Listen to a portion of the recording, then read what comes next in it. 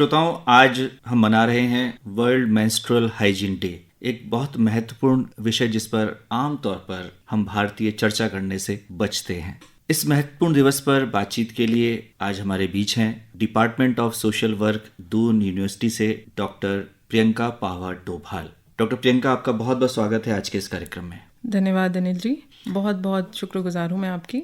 Doctor Priyanka, सबसे पहले तो हम आपसे ये जानना चाहेंगे कि आज वर्ल्ड मेंस्ट्रुअल हाइजीन डे मनाया जा रहा है, इसके पीछे क्या उद्देश्य है? तो वर्ल्ड मेंस्ट्रुअल हाइजीन डे 28 मई को हर साल मनाया जाता है ग्लोबली। इस बार जो इसका थीम रखा गया है वो है together for #period friendly world. जब हम बात करते हैं पीरियड फ्रेंडली वर्ल्ड, हम कहना चाहते हैं कि जो टबूज और जो भी रिस्ट्रिक्शंस या स्टिग्मा इस सब्जेक्ट के साथ जुड़ा हुआ है उसके बारे में बातचीत हो और हम मिलकर इसको बहुत ही कॉमन मुद्दा बनाएं, बहुत ही नॉर्मल मुद्दा बनाएं, जिसके बारे में आप और हम खुलकर इस पर चर्चा कर पाएं। जी, तो आपने थीम बताई together for #period friendly world. जी, तो हम ये जानना चाहेंगे कि आज के युवा मेंस्ट्रुअल हाइजीन को किस रूप में लेते हैं? देखिए, हम जैसे यूनिवर्सिटी में बच्चों के साथ मिलते हैं तो आज का युवा, मैं कह सकती हूँ, और ख़ास तौर पे यूनिवर्सिटी के जो हमारे बच्चे हैं वो आज से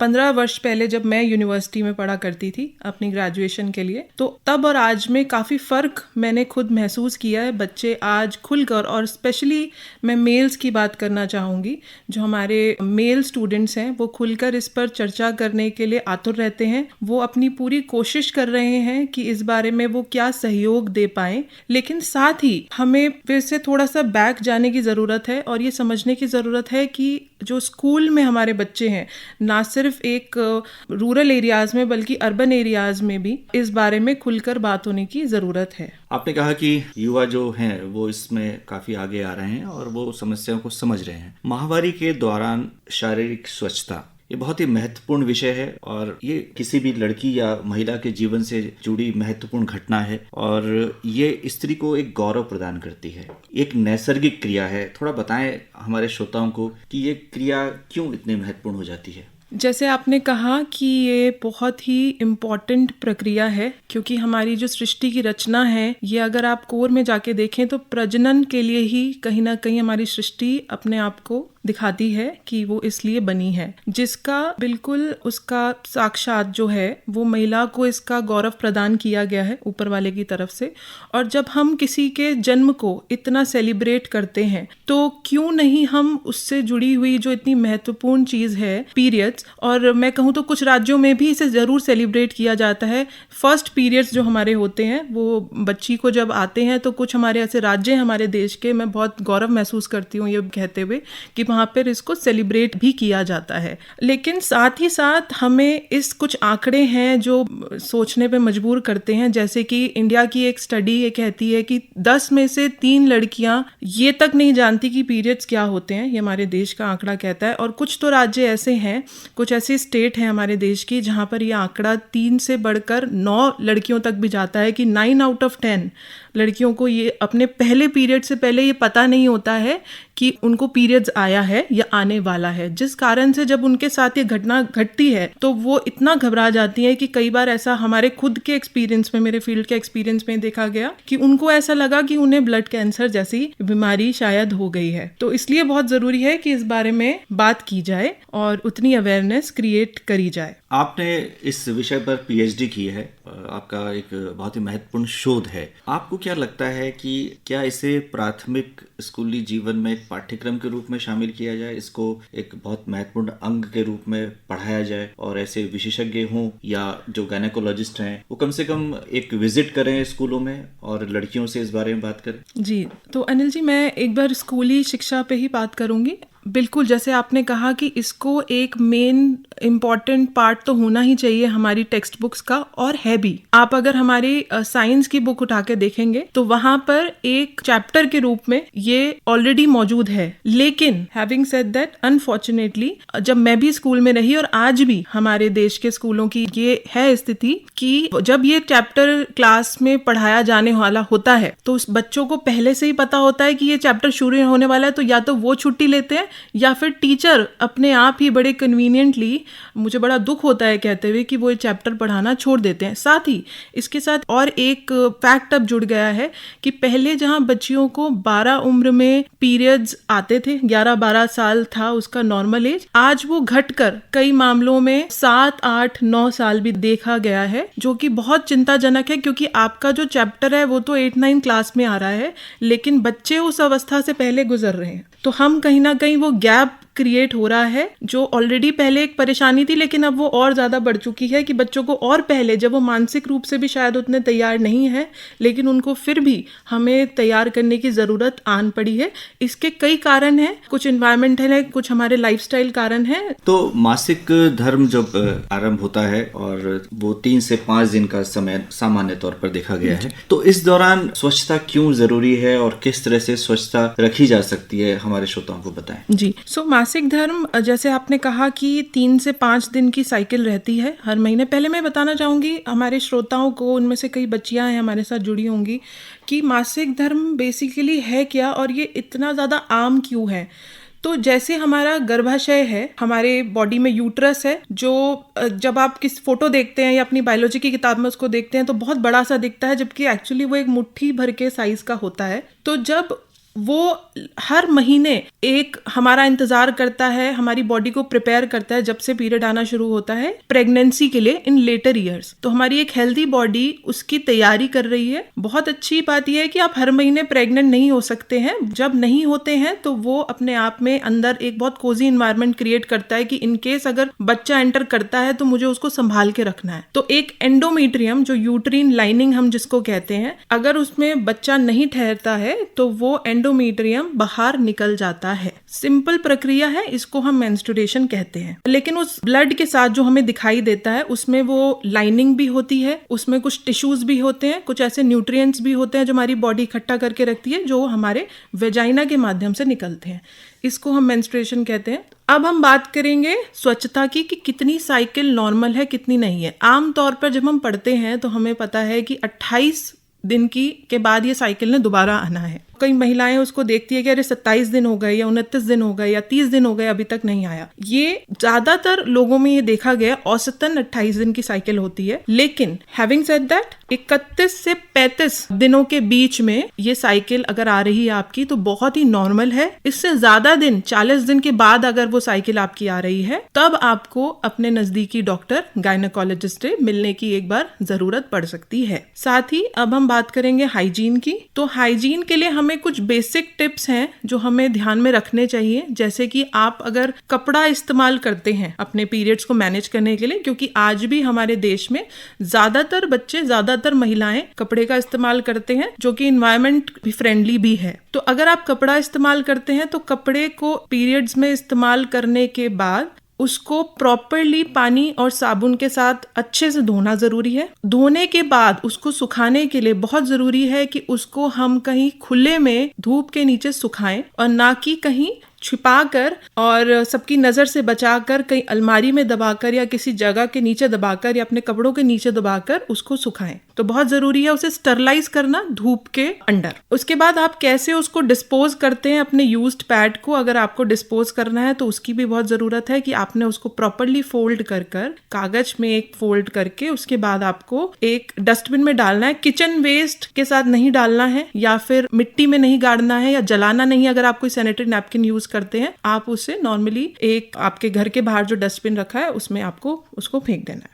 आमतौर पर हमारे समाज में कुछ ऐसी धारणाएं हैं जिन्हें हम कल्चरल टैबूज कहते हैं। डॉक्टर प्रियंका, थोड़ा बताएं कि ये क्या है और क्या वक्त के साथ इनमें बदलाव आया है या हम उसी दौर से अब भी गुजर रहे हैं। कल्चरल टबूज जिनको हम कह रहे हैं, और स्टिग्मा जो इस बार का भी मेन हमारा जो विषय है जिस पे बात होनी जरूरी है, ये हम सब ने महिलाओं के तौर पे एंड इनफैक्ट मेल्स भी मैं कहूँगी कि कहीं ना कहीं उन्होंने ऑब्जर्व किया है कि उनके घरों में किस तरीके से महिलाओं को हर महीने के बाद कुछ दिन में कुछ अलग ट्रीटमेंट दिया जाता है। आंकड़े कहते हैं कि हमारे देश की 85% महिलाओं ने वन और दी अदर रिस्ट्रिक्शन फेस किया है। वो रिस्ट्रिक्शन कुछ इस प्रकार होते हैं, आप आपके घर टू घर वेरी करते हैं, लेकिन कुछ ऐसे रिस्ट्रिक्शंस जो बहुत ही कॉमन है वो ये है कि पीरियड्स के दौरान किचन में एंटर ना किया जाना, और पीरियड्स के दौरान बाल ना धोने देना, पीरियड्स के दौरान जो रिलीजियस रिस्ट्रिक्शंस हैं वो बहुत ज़्यादा है, मंदिर में एंटर नहीं कर सकते, पीरियड्स के दौरान तुलसी में पानी नहीं चढ़ा सकते, पीरियड्स के दौरान या फिर आप सबके साथ सोफे में नहीं बैठ सकते, या पीरियड्स के बाद आपको अपनी बेडशीट भले ही वो बिल्कुल साफ है, उसमें कोई स्टेन नहीं लगा है, आपको उसको धोना ज़रूरी है। तो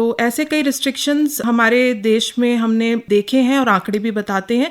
इनसे होता क्या है अनिल जी कि जब आप बच्चों पे बहुत ही छोटी उम्र से इस तरीके के रिस्ट्रिक्शंस लगाते हैं तो अपने बॉडी के प्रति एक नेगेटिव धारणा बच्चे क्रिएट कर लेते हैं, और उसके साथ उनको ऐसे लगता है कि कुछ शर्मनाक बात है जिसको उनको छुपा कर रखनी है, जो और उनके सेल्फ एस्टीम पर भी ये बहुत गहरी चोट आने वाले दिनों में कर सकता है, जो उनके दूसरे फेज जो है लाइफ के उसको अफेक्ट कर सकता है। तो आप मेंस्ट्रुअल स्ट्रेस की बात कर रही हैं? जी सर, बिल्कुल। तो ये एक बहुत अच्छा टर्म है जो मैं यूज करती हूँ, और आपने थैंक यू वेरी मच इसके बारे में जिक्र किया। मेंस्ट्रुअल स्ट्रेस हमारे देश में शायद इस तरीके का कॉन्सेप्ट आना अब जरूरी हो गया है कि ये एक ऐसे तरीके का स्ट्रेस है जब बच्चे ये सोचने लग जाते हैं कि ओ माय गॉड ये मेरे साथ क्या हो रहा है, और अब मुझे इसको छुपा कर रखना है, क्योंकि बहुत एफर्ट लगता है ना, बहुत एफर्ट लगता है हर महीने ये सोचने में कि अच्छा अब कैसे इसको छुपाया जाए अपने दोस्तों से, अपने घर वालों से, अपने पापा से, अपने भाई से, अपने तो कैसे इस बारे में बात ना की जाए। और ये जो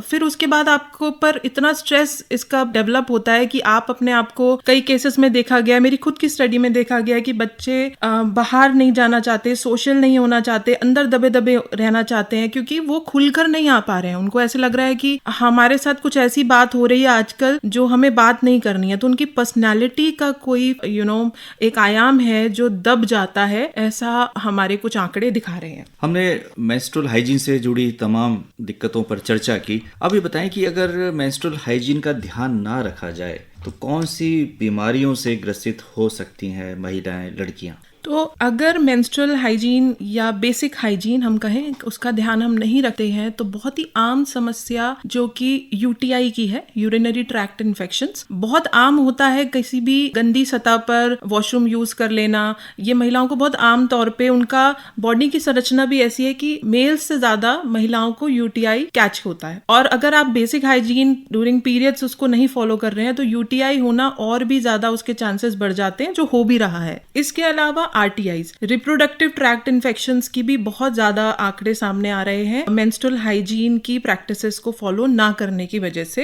and in later years in some cases STDs also, sexual transmitted diseases भी इसका एक कारण हो सकते हैं। अब जहां तक हमने ये प्रॉब्लम्स की बात करी, एक मुझे बहुत ही एग्जाम्पल याद आ रहा है। एक हमारी बहुत अच्छी एक एनजीओ है, उनके द्वारा करी गई एक रिसर्च में एक महिला से वो मिले और वहां पता चला कि जैसे आमतौर पे हम कपड़ा भी जब इस्तेमाल करते हैं तो कपड़े में भी हम कहते हैं एनवायरमेंट फ्रेंडली है, बिल्कुल है, लेकिन कपड़ा इस्तेमाल करते हुए भी हमें बहुत ध्यान देने की जरूरत है कि कहीं उसमें कोई ऐसा लोहे का कोई पार्ट नहीं है या कोई हुक तो नहीं रह गया है जो हटाकर उसे इस्तेमाल करना है। तो हमारे रूरल एरियाज में हम एक ऐसी महिला का उदाहरण है, उनकी मौत हो चुकी थी उस समय, लेकिन उनकी साथ में जो एक महिला थी उन्होंने बताया कि क्योंकि उसने मासिक धर्म के दौरान एक ऐसा ब्लाउज का टुकड़ा जो आमतौर पे यूज कर दिया जाता है क्योंकि वो सूती है, उसे इस्तेमाल किया, लेकिन उसमें हुक रह गया था जिसकी वजह से उसको टेटनस हो गया और वो महिला की मृत्यु हो गई। तो बहुत जरूरी है इस बेसिक अंडरस्टैंडिंग की भी कि हम जो चीजें यूज कर रहे हैं,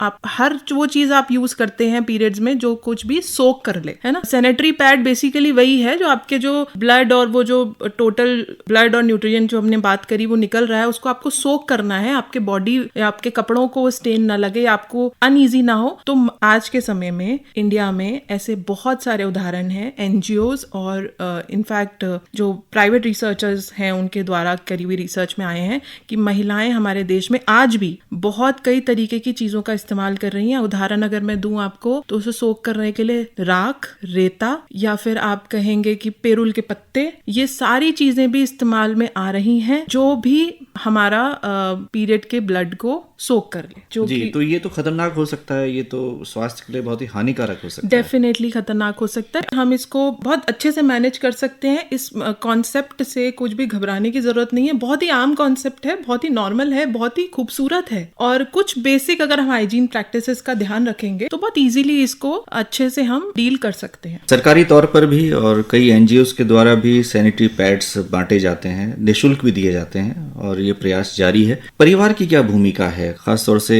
पहले जॉइंट फैमिलीज हुआ करती थी तो माँ से बच्चा सीख लेता था, उसको पता चल जाती थी, जानकारी मिल जाती थी। उसके बड़ी बहन है तो उससे जानकारी मिल जाती थी, चाचा चाची, और अगर बुजुर्ग हैं तो दादी से भी उसको सूचना मिल जाती थी, जानकारी मिल जाती थी। अब क्या स्थिति है वर्तमान में और क्या भूमिका होनी चाहिए परिवार की? हमारी मानसिकता ये बन गई है कि हम हर चीज को प्रोडक्ट से जोड़ रहे हैं कि मान लीजिए अरे प्रॉब्लम है पीरियड्स की तो सैनिटरी नैपकिन बांटते हैं, जबकि जरूरत है मानसिकता बदलने की और ना सिर्फ सैनिटरी पैड निःशुल्क बांटने की। उससे प्रॉब्लम सॉल्व नहीं होगी, हमें मानसिकता पे बात करनी पड़ेगी। साथ ही जो आपने बहुत अच्छा बात करी कि परिवारों की क्या भूमिका है। जैसे पहले जॉइंट फैमिली होती थी, बच्चे बहुत ही सेफ एनवायरनमेंट में होते थे, ज्यादा सेफ एनवायरनमेंट में होते थे। अब न्यूक्लियर फैमिलीज के चलते घर की महिलाएं जो है वो और कम होती हैं। पहले दीदी होती थी, बड़ी बहन होती थी, कजन्स होती थी, और उनसे बात कर ली जाती थी। जो ऑलरेडी उन्होंने फेस कर लिया होता था तो वो छोटे बच्चों को पहले बता सकते थे। आज जो भूमिका हमारे रिसर्च में दिखाई जा रही है, जो मेरे पर्सनल रिसर्च में भी दिखाई दी है, जो माँ की भूमिका है वो आज भी इंटैक्ट है। बेटी के जीवन में जो पीरियड्स के दौरान में माँ की भूमिका है वो आज भी बहनों ने या सहेलियों ने नहीं ली है। बहुत ज्यादा किस्से आ रहे हैं कि बच्चे गूगल, क्योंकि आज हाथ में है, सोशल मीडिया है, वो बल्कि ज्यादा घातक दिखाई दे रहा है हमें। इसके साथ इसमें एक पॉइंट और है कि माएँ कितनी ज्यादा अवेयर हैं और वो कितनी ज्यादा खुलकर बात कर रही हैं। क्योंकि आयरॉनिकली ये देखा जा रहा है कि हमारे घरों की, हमारे देश की जो बड़ी महिलाएं हैं, बुजुर्ग महिलाएं, वही तो छोटी बच्चियों पे वो रिस्ट्रिक्शंस लगा रही हैं। तो परेशानी वहां से है। हमें आज जब हम स्कूल में टेक्स्ट बुक्स में बात कर रहे हैं ना सर, तो बहुत जरूरी है कि उनके घर तक भी हमें पहुंचने की जरूरत है। जहाँ पे जो बड़ी महिलाएं हैं उनको भी कार्यक्रमों में एनजीओज को इंक्लूड करना जरूरी है कि वो भी आए और उनके लेवल पे पहले हमें बात करनी जरूरी है। वहां से हम शायद चीजों को सुधार कर पाएंगे। देखिए ओवरनाइट चेंज नहीं आएगा, पर बहुत जरूरत हो गई है आज इस पे बात करने की और उनके घरों तक एंटर होने की। आज इस महत्वपूर्ण दिवस पर हमारे बीच आप आई डॉक्टर प्रियंका पावा डोभाल, और आपने बहुत ही महत्वपूर्ण जानकारी साझा की हमारे श्रोताओं के साथ। आपका बहुत बहुत आभार। धन्यवाद। नमस्कार। धन्यवाद।